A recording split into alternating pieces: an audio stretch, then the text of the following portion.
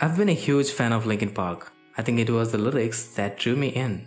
During many tough times, I would just put on the headset and listen to their music. They were so relatable. It might be because of the same reason that many fans, including me, felt so helpless and sad that we couldn't help the one voice in which we found refuge in. Chester, you're still being missed. Anyway, as someone trying to get into music production and YouTube, I thought of making something inspired by Linkin Park because I'm pretty comfortable with their style. Hope I make Chester proud. Let's get started. First things first, let's address the elephant in the room, and that is to find the right guitar sound.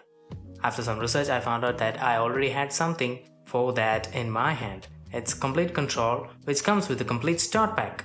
There's a rock guitar in here.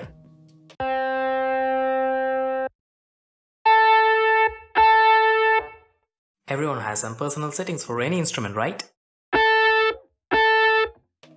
Here, the sound signal flows from left to right, so the sound generator will be placed on the left side and the effects that we want to work on that sound signal being produced is placed towards the right.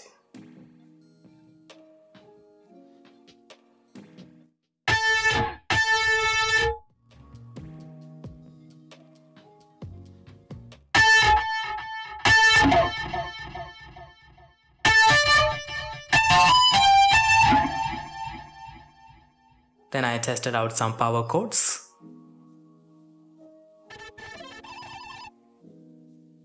Here it is without the effects.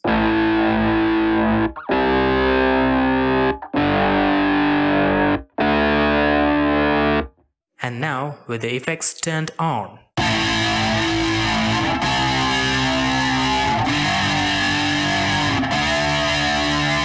LP's tracks were always densely layered, so now I wanted to add an electric rhythm guitar over this one.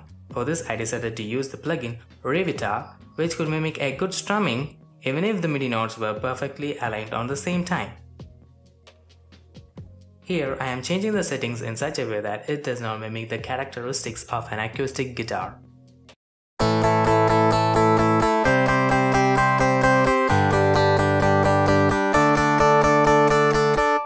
It sounds clean without any acoustic rumble. Now we add effects to this track. For this I'm going to use Guitar Rig 5, which came with complete start. Now the preset I am looking for is called the Massive Wall of Rock.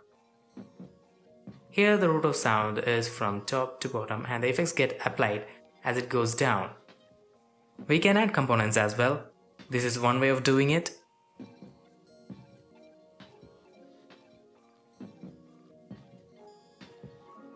And the other way is to go into the component section and add whatever we want.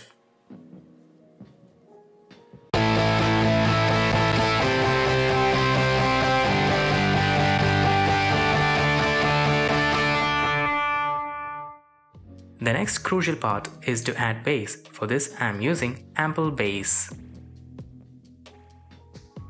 I'm just making a simple bass with the root notes of the chords.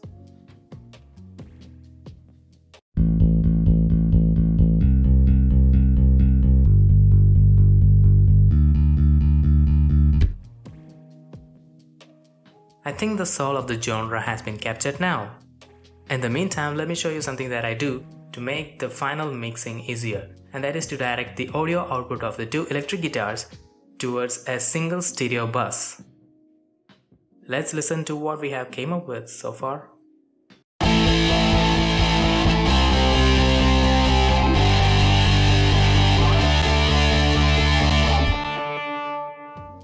Now that that's out of the way, let's deal with the drums. The drum machine that I'm using is called MT Power Drum Kit. While bringing it in, I made sure that this option was selected so that I could direct each percussion sample to different audio channels. This would come handy in mixing. These tracks that we added just now cannot handle any MIDI data. For that we had to add a MIDI track whose output will be directed towards the drum machine. Here is the beat.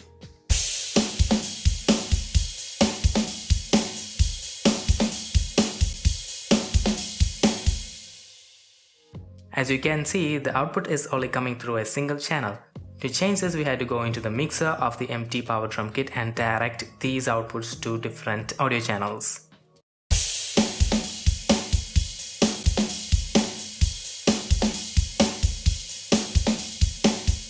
Like with the electric guitars, I directed the audio channels related with this particular plugin towards a single stereo bus so that I could add compression on it as a single drum set.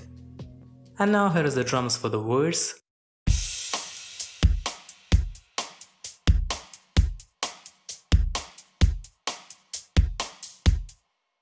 For a realistic sound, I brought in the Keyzone Classic.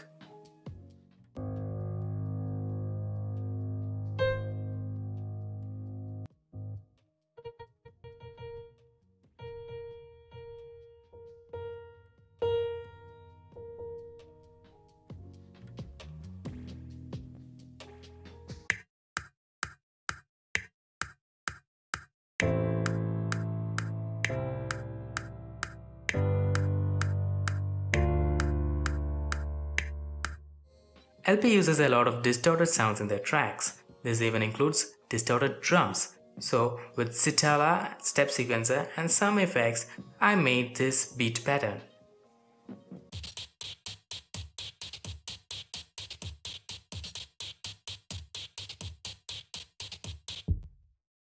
They also use a repetitive melody in their songs.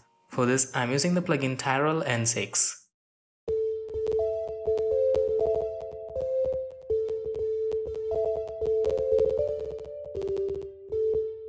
Double the same with Peel Guitar and Spitfire Audio Labs.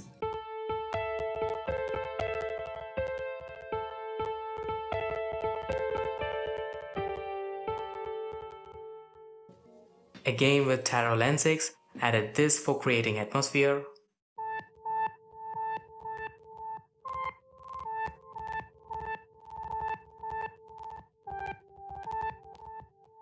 And this is a single note being played repeatedly in Tyrol N6.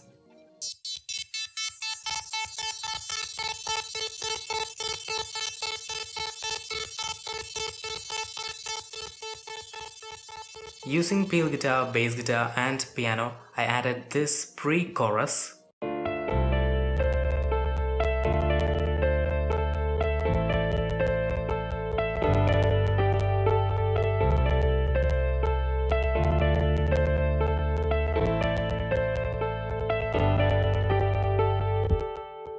Now this is what it looks like after all the arrangement and mixing has been done.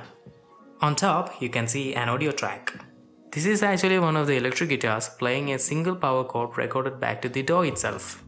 I didn't know how to achieve this in Cakewalk, so I went into the settings of Windows. There I went into System. There into Sound. It should be available in the input section, but first we had to add the option in the Manage Sound Devices. Then I went back to Cakewalk, played it, recorded the system output back into the DAW itself, then normalized it, reversed it, and automated the volume appropriately. And that's it, folks. If you found this video to be useful by even the tiniest bit, do let me know by smashing that like button. Wanna learn music and production with me? Then subscribe. Also, feel free to comment your thoughts and suggestions. See you in the next video. Take care.